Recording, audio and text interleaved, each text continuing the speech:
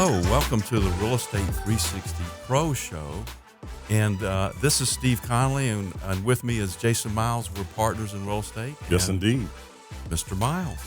Well, this is our inaugural episode. This is episode number 1, so I'm obviously very, very excited to be here talking about real estate, sharing what we know. This show's going to be all about, real estate and the many, many different layers that there are as it relates to real estate. The most important thing I think that people should know is this is not, I repeat, this is not a get-rich-quick scheme. There is work, there is effort, there is time that's going to need to go into this. Yeah. And you got to know that you have to put it in to do it. Now, it's not going to take you 30 years to find success. This isn't your, regular, average, everyday, mundane kind of career. This is a lifestyle, which I like to talk about a lot. I mean, I think that's what we live, a real estate lifestyle. This is part of our lifestyle, and this show is going to be on every single week. So we're going to be loading you guys up with tons of real estate information. That's right. And it's going to be so much your head's going to spin a little bit, but that's okay. Because we're going to be here again next week, and we have a whole lot of other stuff that we're doing around it just to help you. We love what we're doing. It's a lifestyle, and we like talking about it. We like sharing it because we know that it'll come back to us, one way or the other. So, Steve, I got to ask you a question. Just one? Well, it's probably more than one, but okay. I'm going to start with one now. It's actually a two-part question. Mm. Who are you, and why should I be listening to you and your advice? Well, that's a great question. I have been in real estate and I've been saying this for a number of years. I've been in real estate for 35 years. Now, that's not counting the painting and the cleaning and helping my parents with some rental property that they had. That's not counting the time when I bought a mobile home to rent to other college students when I was at the University of Georgia. Found out I didn't like that at all. I sold that thing pretty quick because you know what? With rental property, people call you with repairs. Mm. And I was studying, I didn't have time for that. Anyway, so back in 1987, I decided to go full time. I just stopped everything else I was doing. Yes, I had obligations. I had a house payment. I had 2 cars, a wife, 2 kids. And I stopped whatever else I was doing. That had to be nervous. Yeah, it was a little nerve-wracking, yeah. But, because I asked myself the question, I said, what would I be doing if I could do anything I wanted to do? And bam, real estate investing came right there. And so I said, all right, that's what I'm doing. Now, yes, that took some courage, I guess. Or maybe you would question my sanity. I don't know. And then what I did was I just looked at, hey, we didn't have the internet back then. Right. We didn't have any of that stuff. We had MLS and realtors. And so I pulled a bunch of MLS stuff and started looking at houses, and I did that from dusk to dawn until, I couldn't see anything else, and then I went home. Well, now, I think that's really interesting because you started from nothing, right? You just had an idea, basically. Yeah. Now, most of the listeners right now, they can't necessarily see you, and they don't see this big city Steve that I'm sitting in front of, right? Where do you come from? This is big city Steve. That's pretty funny. I'm from Hickory, North Carolina, and so, you got to ask that question. Why would I listen to a guy that came from a city or a town that has hick in it? I don't know. But the reason you should probably listen to me is because I've made every mistake you can imagine in real estate investing and figured out which ones not to do again. And you didn't start in a big city. No. So a lot of people think that they have to be in this super hot market to find success in real estate. And the reality of it is there are a plethora of people, yourself, myself included, that didn't necessarily have to start in a big city market, although I did personally, but you didn't have to do that, which just shows that anyone can do this absolutely anywhere at any time. Yeah. Now, I actually started in Anderson, South Carolina. That's definitely not a big city. I didn't start. It's a lot bigger than Hickory. Yeah, that's true. Well, listen, this is we're partners here. That's I'd right. like for you to tell everybody why they should be listening to you. Well, that's fair enough. Fair enough. Yeah. Well, it's a really long story, but I'm going to give you the abbreviated version, okay? So I was born and raised in St. Paul, Minnesota. Started traveling early in life. I was involved in the entertainment business. My stepfather was an entertainment guy, quasi, that is, a lot of friends in the entertainment business. And I caught that bug early. So that was my first career. Now, when that career was ending, I was 27 years old. I had purchased some real estate in different places, only to save money, not to make money. It wasn't my intention at all. But when I got out of that business and sold that real estate, I accidentally made money, if you will. And that unexpected income kind of held me over for the next 2 or 3 years while I was deciding what to do. I didn't know what to do, and it was staring me in the face the whole time. I was trying to figure it out. Anybody that has left a career to try to figure something out kind of understands, you're just kind of stuck in this place where you just don't know what to do because all you've ever done is all you can really think about or things associated with that. That's a great point. Yeah. We don't know what we don't know, right? That's exactly right. Mm. The next thing you know, I had this epiphany. It said, hey, you accidentally made money in real estate. Why not try to do real estate? Did you make more money in real estate accidentally than you did in the entertainment business? Eventually. Eventually. Okay, all right. My first 2.5 years was painful. Oh, yeah. I'm in on those particular projects. Oh, man. It was rough. And you were. In fact, I got my first one from you. Yeah. My first one. But I started to make money after that one, actually. So that was at the end of that first 2.5 years. Just don't blame you for that one. I won't blame you for it. That in and of itself was a special kind of deal. Baby, that was something else. But I just started working, and I talk about this 2.5 years. And in that 2.5 years, I made absolutely every mistake possible. Doesn't mean I didn't make mistakes after that, but I made them all inside that first 2.5 years. So that's why we should listen to you too, because we both made every mistake possible. Well, listen, there's a lot of different schools of thought out there, right? Some people say, hey, listen, I want to listen to the guy or the person that is super, super, uber successful and hasn't made the mistakes. Well, I'm on the other side of that equation. I want to hear about the person that made all the mistakes. I want to learn from the mistakes they made. I want to see that they came back from that and utilize that information that they gathered from the pain that they went through, because it is painful, to kind of, I want to help others, minimize that curve and get there a little faster. I wish that I had known someone in those first 2.25 years that was able to give me just a little bit of insight. I mean, I wasn't even aware of infomercials because I was in the entertainment business. I was up all night. When the infomercials were on, I was at the club. So I didn't see any of that stuff, Party animal. I was a party animal. Party animal was what it was. But that's what it is. I mean, we have been doing this, and I've been doing it now for 18 years. Or as I like to say, this is my 8th anniversary of my 10th year in the business. That's confusing. Exactly. It's a I'm pretty mathematical good at equation. But 18 years for me in doing it, working with you collectively, gives us just over 50 years. And that's a lot of experience. That's a lot of know-how. That's a lot of running around the country, dealing with people, different personalities, different expectations, whether they're buyers, sellers, investors, partners. I mean, the list can go on. And we've pretty much done it all at this point. I can't think of anything other than a skyscraper. Right, we haven't done that. Yeah. I don't think I've done a mobile home park. Have you? No, I can't say that I've done them. I've been a witness to them being done. Right. But I haven't done them myself.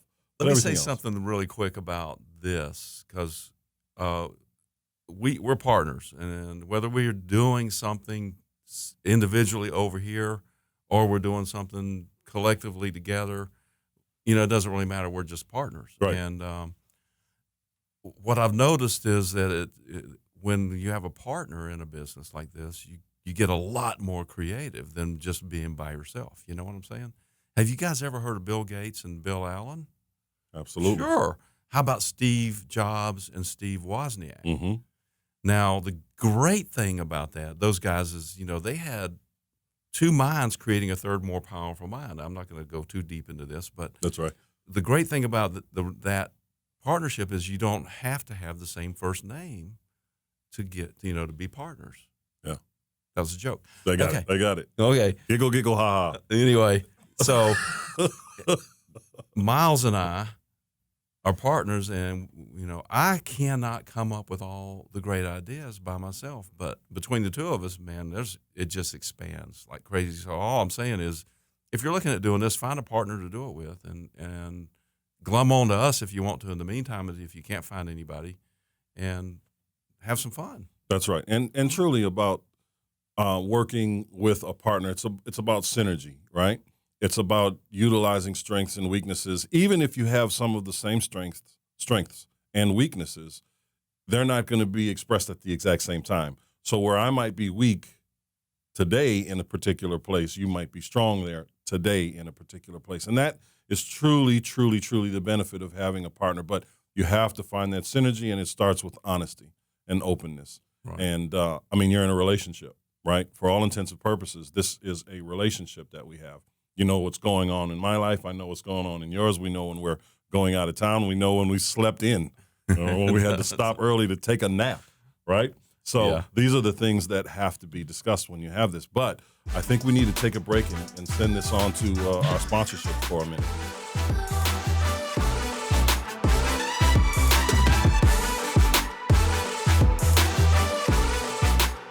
Welcome back to the Real Estate 360 show. This is Steve Conley and Jason Myles. Hey. And listen, we took a few minutes here. This is our inaugural show, to give you an idea of who we are and where we're coming from and what we're doing. And you're listening to a couple guys that are doing real estate investing, and that's important. I'm going to say it again. We are doing the real estate investing. We're not standing in front of a group of people, selling them a course and saying, I used to do real estate or whatever they did. I'm not, nothing wrong with any of that. That's a great place to start if that's what you want to do. But you're listening to a couple guys that are doing the real estate investing. So this show is about really you and what it is, that we can give to you about real estate investing. And we're going to talk about mainly there's 4 questions that are always asked, and we always ask them, and you're asking them when you're starting to look for real estate investing. We're going to cover those 4 questions, and we're going to cover the formulas that are really necessary to know when you're out there buying and selling. That's right. I think that a lot of people come to these shows. There are a ton of people that are listening to business-related, real estate-related shows. They're looking for information, processes, connections in some cases, or just opportunity in general, one way or another.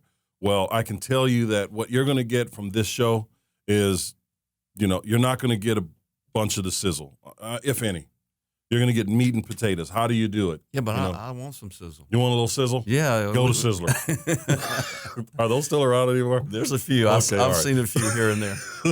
But I think there was one in Columbus, But it is extremely important to us that information is shared with you that is actionable right now, today. Things that you can go out and do now to start your business, do better in your business, expand your business, whatever it is for you. These things are immensely important for you to find success in this business. But again, I must reiterate, it is going to take some commitment. It is going to take some time. You're going to have to put forth the effort. And that simply means watch a little less television throughout the week, because that's pretty much what people do. I understand if you're coaching Little League and, you got to drive the kids here and there, and that does take time. But if you can dedicate 5 to 10 hours a week, spread out throughout the week, not all at once, dedicate that to the business that you want to do. Dedicate that to the lifestyle that you want to create for yourself and your family. You will find success with the information that we share with you on this show. I can't tell you how many times I've said, thank God for real estate investing, because along with some of those mistakes, I've started from absolutely nothing, 2 or 3 times, So how did you do it the first time? What did you do? What do you mean the first time? Your very first deal. How did you, when you said, I'm sick and tired of I don't remember that one. But that was the first one you remember. But I would like to talk about the first one that I did that was an assignment of contract. Absolutely. Some people call that a flip. And I was telling one of the producers here earlier that when somebody says, oh, so you do flips, and I get confused when they say that, because to me a flip is I'm going to write a contract on a property, and then I'm going to sell that contract. Right. I'm not going to buy the house. I'm not going to do all of the repairs or any of that stuff. I'm just going to flip the contract, and maybe that's the difference, because everybody else is talking about flip the house, buy, fix it up, and resell it. And so that's a fix and flip. But I want to talk about the first time I heard about writing a contract, finding something of value. You've got to know the numbers. You got to know all the numbers if you're going to do a wholesale transaction like Correct. that. And so I found a house, and I'd been doing some real estate already. This was a long time ago. This is probably 30 some odd years ago when I did this particular property. And so I found what I thought was a great deal, and I started marketing it. And man, I was terrified. I was almost afraid of that for some reason. I have no idea. And I had quite a bit of experience in real estate, but this particular project just scared the hell out of me. I'd only been more scared one time, and that's when I was standing on the strut of an airplane getting ready to let go, thank God, with a parachute on. And anyway, so I did this transaction, and I sold it and actually closed it, and I made $500, Yeah. And all of a sudden, okay, wow, that just opened the door for me. Like, this really works. Right. So did that answer your question? Yeah, it did. I mean, but that is the perfect place for the vast majority of people that don't have a lot to work with financially to start. Because the reality of it is, if you've got a lot of time, you generally don't have a lot of money. If you have a lot of money, you generally don't have a lot of time. So your investment strategy is going to have to be kind of predicated on what you do have an abundance of. Is it time or is it money? So if you don't have a lot of money and you do have a lot of time, or at least 10 hours a week, finding the real estate, putting it under contract, and selling it to an investor that does want to do the renovation is a solid way to make a little bit of an income. Absolutely. And even with that, there are subsections to that particular strategy that will allow you to also create an additional monthly income for yourself. Like what? Give me some. Well, examples. I'll tell you. You got to put. Let me tell you what I'm saying here. Let me tell you what I'm just saying. Tell me. So if you're going to put forth the effort to go and find the real estate, however you're doing that, whether it's knocking on doors, putting up flyers, sending out mailers, whatever that is, you're going to get some telephone calls, right? Right. Some of those people that are going to call you are going to have different types of issues. Some people are going to, someone will have left them a property. Maybe it was their parents' house and their parents passed away. Maybe it's their property and they are getting behind in the mortgage, or maybe it's their property and they have a tenant that continues to just tear up this property, and the list goes on and on. Maybe they were in college and they had a mobile home they didn't want or something. Could be that. Could be. There's money in double wides.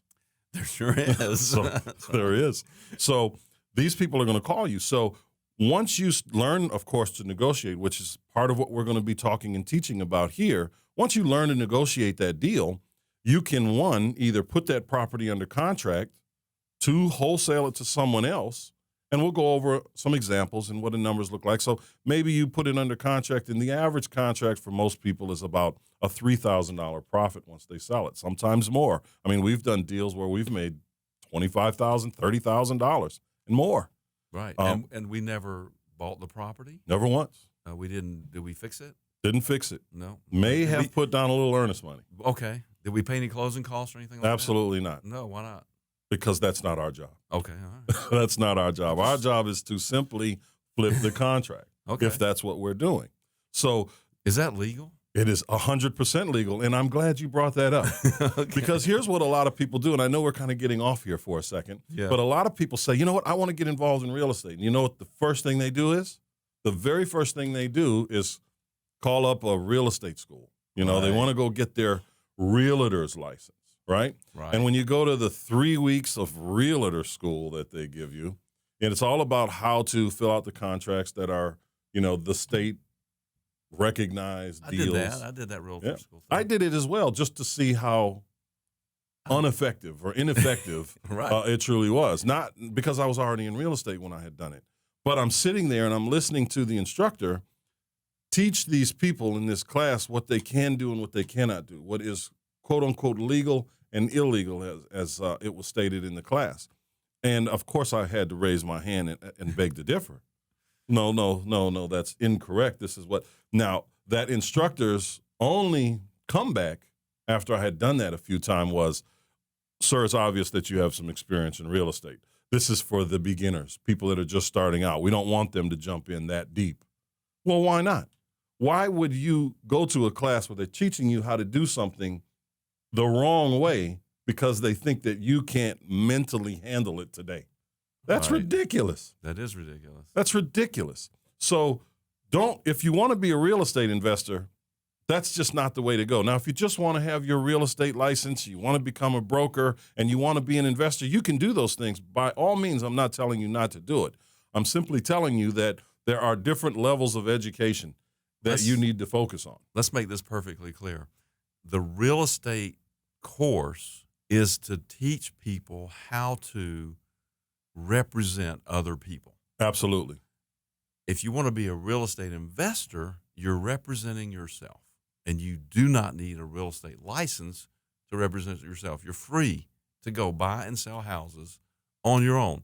This is still a free market economy called capitalism. Absolutely. Yeah. Which is a whole nother conversation. Yeah, that's right. But so anyway, this is what you do. You go out, you put it under contract. You go through, well, first you have to go through the numbers. So you have to say, okay, here's 123 Main Street. And you use some simple free techniques right now to determine what the ARV or the after repair value is, right? A lot of people use Zillow. I know we use Zillow. What do you mean after repair value? The after repair value, I'm glad you asked that again, Steve. Yes. So the after repair value is what that property could sell for when it's all fixed up, pretty, shiny, and just move in ready, right? Now, this house might be, in its current condition today, might be falling in on itself, right? The roof might be collapsing. The doors could be kicked in. The windows could be gone.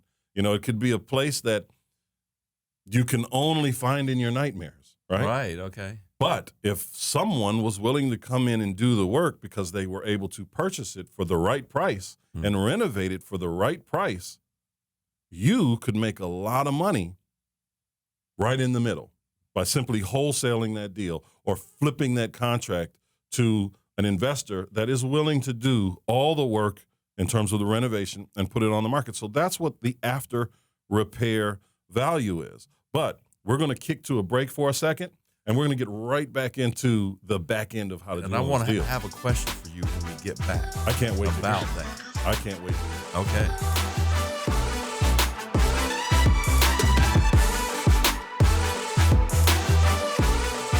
Okay, we're back with the Real Estate 360 show.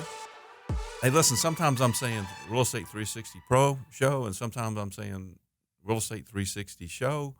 You know, some of that has to do with our branding. So just, go with it. And and one of our tag slogans, by the way, is from the show to the pro. So we want to take you with all this information that we're going to give you through this show so that you can be a pro like we are. And by gosh, we are pros. Absolutely. And, so I had a question for you before we went to the break last time, which was, so now they found this house, right? Correct. And they go down to the bank, and the bank will lend money on that, won't they?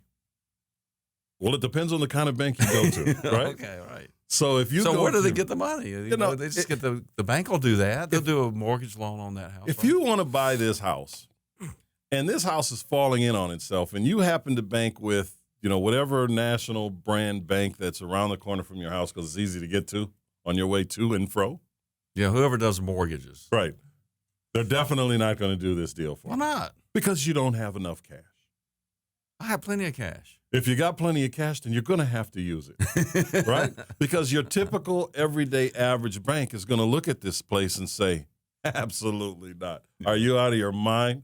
There's no way we're going to lend you money. Do you have a track record? You mean they don't lend money on houses that don't have roofs? They're not generally going to do it if you don't have a track record. Now, if you've got a little money and a little bit of a track record, and you go in there and some collateral, than that house, exactly, something else they can steal from you if you fail in this endeavor, they're just not going to give it to you. So you have to find private money. That's hard money. That's people that you know. There's an infinite number of ways for you to raise money for that. And one of the most prominent things I hear from people when you say, "Hey, go raise money," is, well, I don't know anyone with money. I don't come from money. Well, neither did I. When I was a trainee, a manager trainee, because I went to the University of Georgia, and then I came out, and you know what I wanted to do? What's that? I wanted to be a retail store manager. Shooting for the stars there, buddy. What? Are you out of your freaking mind? There's an edit. But yeah, I wanted to do that, and so I did it. And the manager there was a pretty sharp guy, and I had no money. I was just out of college. I was just making whatever it was. This was a long time ago, so it wasn't very much money. And so the manager was watching me, and I was sales. I was in sales. And he came over to me one day and he said, "Listen, Steve, just because you don't have any money doesn't mean everybody else doesn't have any money." That's correct. Right. That's correct. I have a friend who, before the crash, was a, one of those financial guys with the Series 7 and the Series 6, all this other stuff that you need to go and, invest people's money in the stock market, right?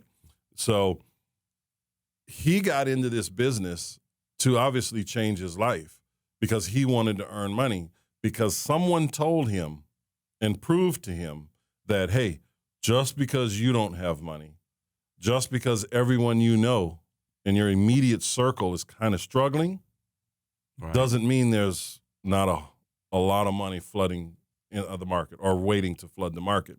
And he simply just showed him some statistics of people that are out there with money. In fact, we are right now in a situation where we have a lot of retirees that have a lot of retirement monies sitting in these accounts that they have to start taking distributions on to the tune of a couple $1 trillion. The baby boomers. That's right.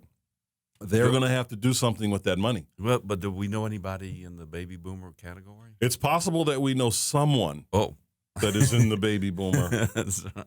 age group. Right? Yeah. So there are a lot of things that the baby boomers are thinking about because people are living longer, right? Yeah. So when they were planning for retirement, they weren't planning to live to 95 years old. They just weren't. That wasn't what the expectation was. Now that's what they're telling you to plan for. So they're looking at what they do have and saying, "Well, look, I got to take these distributions. What am I going to do with these distributions? Because we need the income. If I just go pay off my mortgage, is that the right thing to do? It's killing a bill, but it's reducing potential income for the future. So I need to generate income as opposed to pay down that debt." Right. And that's exactly what they think about. So I got to tell you that it's not a matter of who you know today. It's just not.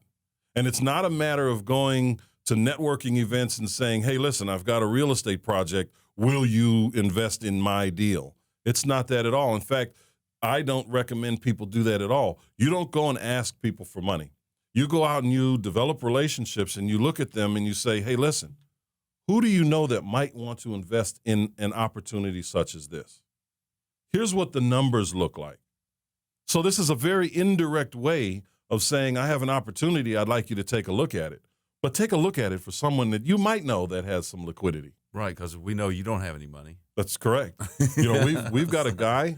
I mean, they could take that as an insult, but that's okay. But you just never know, though. You never know, and it is truly the power of numbers, the power of people. Yeah. Who you know is infinitely more powerful than generally who you are. Absolutely. So you can't be who you are without the people that you know. And that's all about developing relationships. It's all about it. And if we, in that process, as long as we're thinking from their point of view, in other words, hey, if you showed up and handed me this piece of paper, or instead of me handing it to them, would I look at it and say, wow, this is a great deal? Or would I say, these guys are, why would I do that? So if you can think of things from other people's points of view and make sure that it's a win-win, opportunity for them as well as for us or yourself, and you're looking pretty good then. Absolutely. But I just want to take a minute and go back to the process of starting from nothing to find a deal and how to put that under contract. Okay. So for those of you that are listening to this and you're saying, well, listen, you guys are funny. We either look funny or we sound funny, right? Maybe both. Right. But I need to know how to get started. The stories are great. So here's what it is.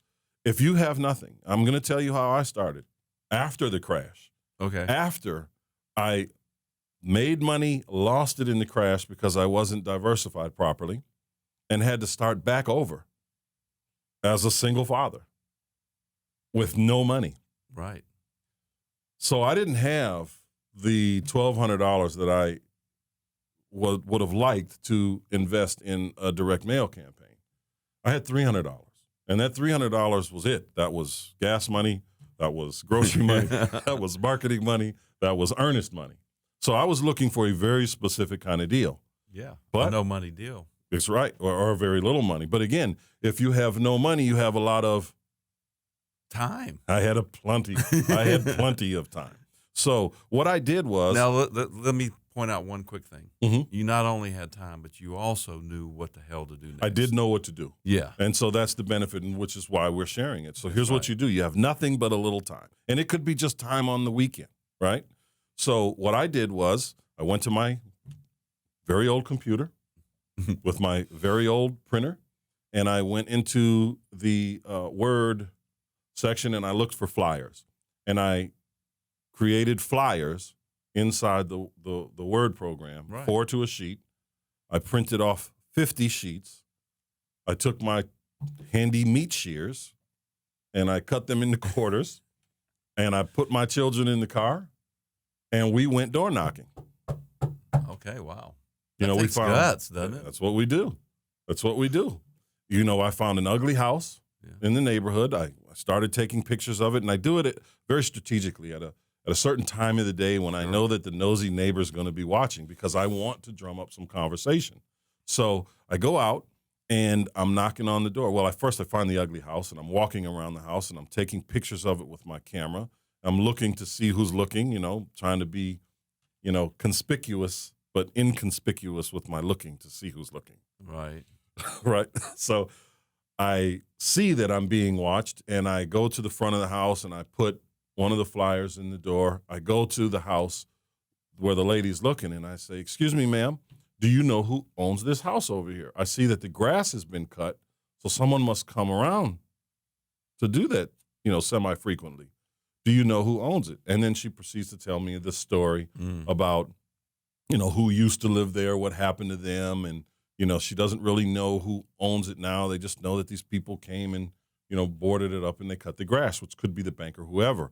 And then the conversation is, well, if you know anyone else around here anywhere that's selling a house or that needs to sell a house, here's my flyer. My name is Jason Myles. My number is here. My email address is there. If you know anyone, we can pay you a finder's fee if we buy and or sell that property.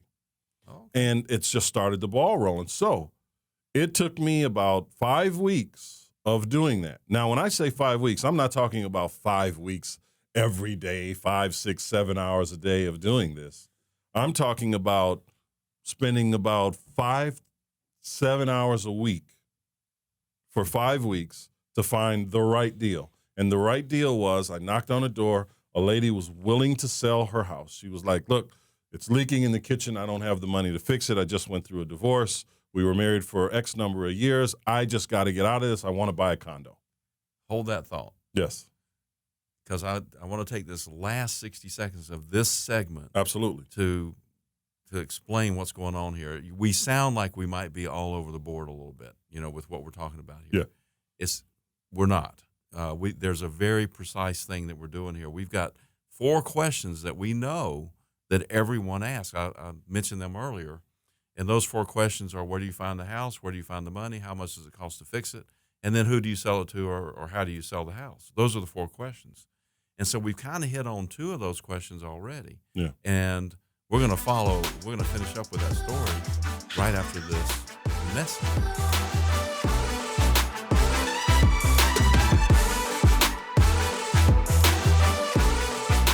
Okay, welcome back to Real Estate 360 Show.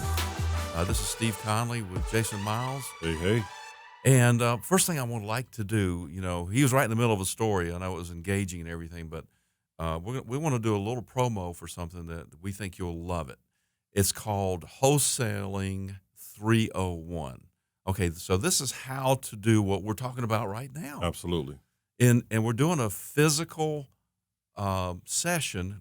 I don't really want to call it a seminar. It's going to be in Smyrna. We'll get you the details later. But if you go to realestate360pro.com, realestate360pro.com, you'll have all the information there. You can sign up there. You can sign up there. Yeah. And you can pay, an exorbitant amount of money, to actually come, because we're going to charge you $20. Hey, So, but will I get something to eat while I'm there? do you want something to eat? I would love a donut. I'm looking at you, and I know you always want something to eat. Well, my body's always eating itself. Yes, we're going to actually feed you too. We're going to give you a continental breakfast. Now, that means Dunkin' Donuts and maybe some wheat toast, maybe not, and some orange juice and some coffee. And some fruit. And some fruit. That's right. Gotta have the food plate. So that's 10 o'clock to 12 o'clock, Saturday. Let me see. That is July the 13th. Saturday, July the 13th. Saturday, July 13th from 10 to 12. And that is realestate360pro.com from 10 to 12. Now, just before we went to the break, you were talking about knocking on people's doors that you didn't know and scaring them or something. Oh, absolutely. So I call this the ugly house technique, right? So that's what we call this. It's the ugly house technique. So I found an ugly house. I made myself known to the general public there, in the area, that I'm interested in buying. And I kept going back to that same neighborhood, knocking on doors with my, quarter-page homemade real estate investment, I'll buy your house flyers, right? You had a clipboard with you too, didn't you? Right. I did have a clipboard. Those clipboards, man, those things, they set you apart. It's almost like wearing a badge. You're official. You're official. And but of course, I keep my pen always in my hair, where I generally lose it because I have long hair. You'd have to see me. But so anyway, it took me about 5 weeks to get my first deal. So I knocked on the door. This lady was like, "Yeah, I've been looking at selling the house. How much can you offer me?" So, I did my quick numbers. I already knew what the values were in the neighborhood because I've been in the neighborhood for a while. I studied the neighborhood for a reason before I went there. I knew what the values were going to be. So the only thing left for me to determine was how much it was going to cost me to renovate this house, which we've gotten quite good at over the years. Yes. So we've got forms that we fill out right there, and I can write down based on the square footage of the house, everything I need to know within about a 5 to 7%, degree of certainty that it's going to cost approximately this much money to fix this house. So I was able to sit there and say, okay, I know that this house is worth $190,000 if it's fully renovated beautifully. Can't we just do 200? Yeah, you don't want to push the envelope. No, but I'm talking about for math. Oh, for this purpose. Yes, right. Okay, so for this purpose, the house was worth $200,000. Okay. Right? We're going to do simple math. It was $70,000 to renovate the house. Now, a hard money lender, which is not your typical bank, this is someone that you can go to generally if you have challenged credit, you have a little bit of cash, you don't have enough money to take it down, but generally most investors are going to be using some form of private money, and hard money is a part of that. That is how we base our numbers on when we're buying a house. It's based on equity lending. Exactly. We're not going to talk about that now. No. We need, need to save something for the next show. That's right. So we just want to know what the lenders are going to loan on it. Once we know that, I can take that $200,000, and in this particular case, I can take 70% of that number. yeah. And 70% of $200,000 is $140,000.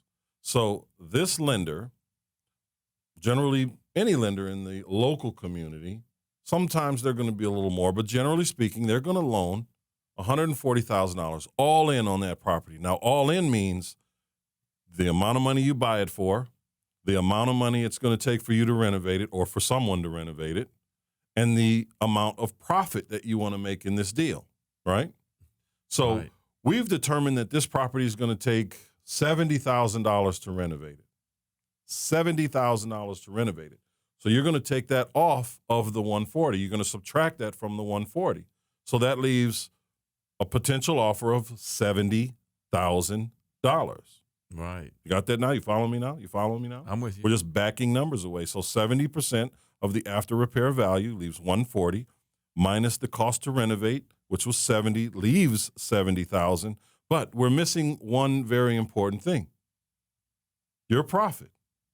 So how much money do you want to make on this deal? Right? Aren't you making the 30% already? Absolutely not. That 30% is going to go directly to whoever is going to renovate and retail that house to the end buyer, which is the homeowner. Oh, so you're talking about wholesaling this deal. I'm wholesaling this baby. Oh, okay. All right. It's got to be wholesale Why? Because you need the money. because I'm broke. I've got $300. Okay, right. Right? I got $300. And at this point, 5 weeks later, I don't have $300 anymore. I've Now literally you're down to like 250 because you Oh. had to get gas and go over. I've had to get gas and groceries. Believe me, I can stretch $50 in groceries. I can stretch it. I was in college, baby. All right. So I gotta love a ramen noodle, but so in this case, I wanted to make $10,000. So $60,000 would have been my maximum offer, or some people call it your MAO, your MAO, your maximum allowable offer. So I didn't go in at 60 though. I went in at 50. I offered $50,000 to buy this house. She didn't go for it. We sat there for about 20 minutes negotiating. It didn't take forever. It took about 20 minutes to negotiate, and I actually wound up backing off of my number a little bit. We agreed to $62,000, which still gave me an $8,000 profit margin. Add a zero. You got to add. I'm always adding a zero. Hashtag add a zero, right? If you can make 8, you can make 80. Reminds me of dodgeball. But I put that property under contract for $62,000 with a 10-day contingency. Wow.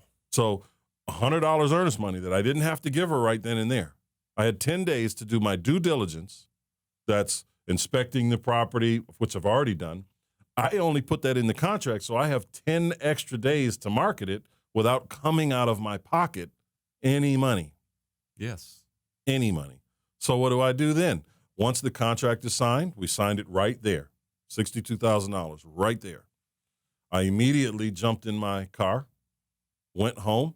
I took all the pictures I needed while I was there. I put up an ad on Facebook. I put up an ad on Craigslist and anywhere else that I could think of to put ads. And I put this property out there for $75,000 because a good investor is going to negotiate the price, right? So I put it out there for $75,000. I got a buyer in, I think, 5 days. Okay. I think it was 5 because I had an email list as well, which we'll talk about how to build that a little bit, in the time coming up. Yeah. But I put it out there to my email list and on social media, the social media outlets that I had access to at the time. And in 5 days or so, I had a buyer. Yeah. With $1,000 earnest money. Mm. Put the $1,000 earnest money, non-refundable, by the way, put it with the attorney. The lady closed it in 2 weeks. I made $8,000, but I took 5 of that, which, we're always looking to add the zero, right? Oh, yeah. So I of took course. 5 of that and went back into another deal. I started marketing right away, and I worked with her to make a little bit more money on that property by managing that property as well. But the short version of this story is it took me 5 weeks to find a deal. Right. It took me roughly 3 weeks to get a buyer and close on that deal and turn $100 So you made something out of nothing. Absolutely. No, I would never call it something out of nothing because there is effort there, right? Absolutely. That's not nothing. Your time, your energy is worth something. And if you devalue it to the point where you can say something out of nothing, and when you listen to people that tell you that you can turn something nothing into something, your time, your energy, that education that you had to get, that wasn't nothing. That was a lot of pain for some of us, a lot of money for some of us. It was pretty significant. Boy, I walked into that one, didn't I? But let's absolutely. Let me take a quick recap because we're going to finish up here in a minute. But the 4 questions, we have already answered those 4 questions. We talked about where to find the properties, where to find the money, how do you calculate the fix up, and then who do you sell it to? We've already covered it. Now we've only scratched the surface of those 4 questions. And in the meantime, tell us about this seminar again real quick. Well, again, all of this that we're talking about now and everything that we're going to be talking about in the future and all in between is going to be at the Wholesaling 301 event on July 13th, Saturday, July 13th. 10 o'clock. At 10 a.m. But make sure you go to the www.realestate360pro.com and sign up there. And you'll find the location. Myles and I will both be there. It'll be emailed to you. But we want to thank you for coming. Thank you for listening, and we'll see you next time.